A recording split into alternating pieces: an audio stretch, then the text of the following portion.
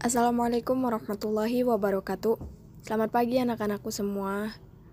Kali ini kita belajar online kembali dalam mata pelajaran pendidikan agama Islam yang akan membahas tentang pembelajaran bab 2 yang berjudul Berempati itu mudah, menghormati itu indah. Sebelum kita mulai pembelajaran daring kali ini, kita berdoa bersama-sama ya dalam keyakinan masing-masing. Untuk itu berdoa dimulai. Berdoa selesai.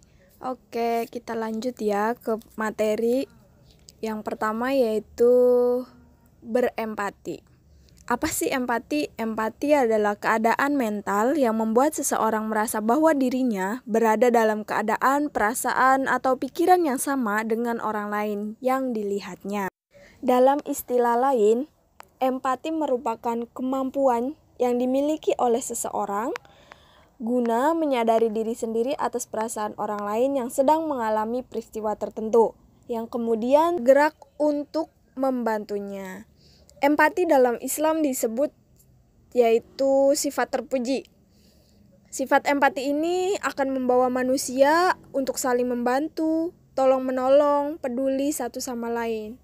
Dalil yang berhubungan dengan empati terdapat dalam surah An-Nisa ayat 8 yang berbunyi, "Dan apabila sewaktu pembagian itu hadir kerabat, anak yatim, dan orang miskin, maka berilah mereka dari harta itu sekedarnya, dan ucapkanlah kepada mereka perkataan yang baik." Ayat tersebut berkaitan dengan pembagian waris dan rasa empati terhadap sesama manusia. Karena dalam ayat tersebut mengandung makna bahwa apabila sedang dilakukan pembagian waris, kemudian ada kerabat, anak yatim, dan orang miskin di sekitar tempat tersebut, apalagi bila merasa ikut melihat, maka setidaknya diberi bagian sekadarnya sebagai tali rasa kasih sayang. Perilaku empati terhadap sesama dalam kehidupan sehari-hari dapat diwujudkan dengan cara berikut. Yang pertama, peka terhadap perasaan orang lain. Yang kedua, membayangkan seandainya aku adalah dia. Dan yang ketiga, berlatih mengorbankan milik sendiri. Dan yang keempat, membahagiakan orang. Materi yang kedua yaitu membahas tentang perilaku hormat dan patuh kepada orang tua. Birrul walidain, artinya berbakti kepada orang tua. Birrul walidain adalah hal yang diperintahkan dalam agama. Oleh karena itu, bagi seorang muslim, berbuat baik dan berbakti kepada orang tua bukan sekedar memenuhi tuntunan norma susila dan norma kesopanan, melainkan dalam rangka menaati perintah Allah Subhanahu wa Ta'ala dan Rasul-Nya, sehingga wajib hukumnya.